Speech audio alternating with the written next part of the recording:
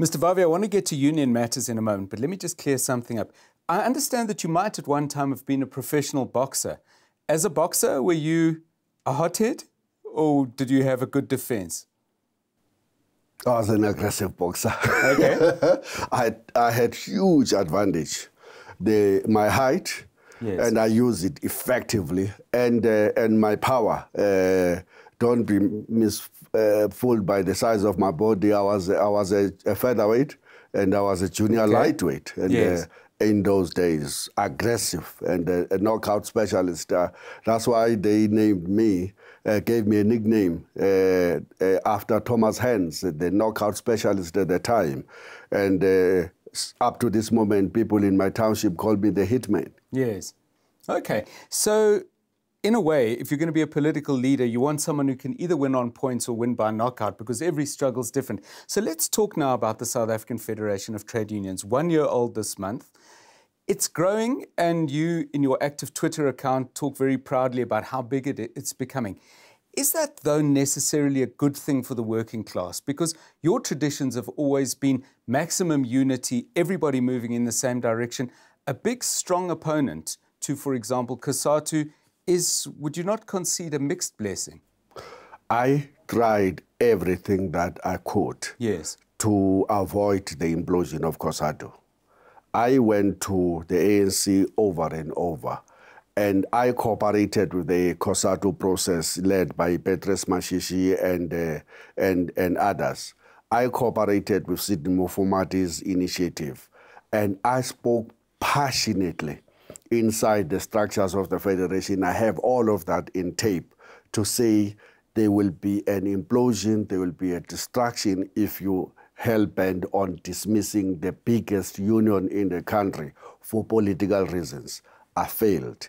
I went to have a deep conversation with the leadership of FEDUSA and NAFTU, and I thought that they understood the importance of the moment that South Africa was losing it where it matters most, the unity of workers. Yes. I failed. They remain outside despite my best attempts. I have not stopped trying. Even for this strike, by the way, we wrote to COSATU, FEDUSA, and NAFTU to say, but the things you have signed are exposing workers to the worst forms of attack. You're taking away from them the right to strike. You are entrenching inequalities, poverty amongst workers to be a permanent feature of the politics of the country. I said to them, please, let's join hands. Let's fight these battles together. Forget about whether you committed mistakes in the negotiations, but at stake now was the very future of the working people. The creation of SAFTU is a very important step. It's a first step. I recognize that. But there's still 1 million miles that we must travel. And we cannot travel that mile without the 76% of workers who are currently outside the trade unions. And so our goal must always be unity of that 76% of workers, but even important, the unity of the 24% of workers who are in different unions as we speak. You're vigorously opposing the minimum wage. You're saying it's too low. On what basis do you argue that? Because the other trade unions accept that this is a step in the right direction, that it's not what it should be, but it's a beginning. Surely that is the way you negotiated from your early days as an organizer in the NUM. You didn't get everything you wanted. Absolutely. Round one, but you came back for round two and you built it over time. Why is this campaign different? Some might argue that you're doing this to win votes. Not at all. Let's have a discussion based on the context of what we are trying to achieve. We've seen 24 years of democracy. What do they say to workers?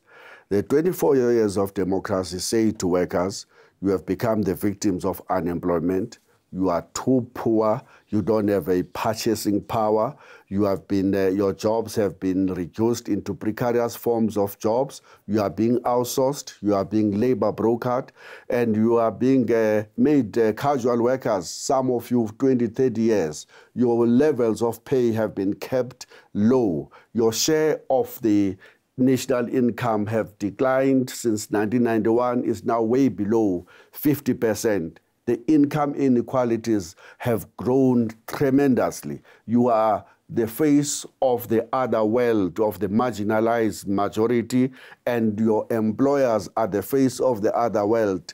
They who live in opulence, who earn gratuitous amounts of money at your expense. That's what we are trying to do. We've become the most unequal society in the world.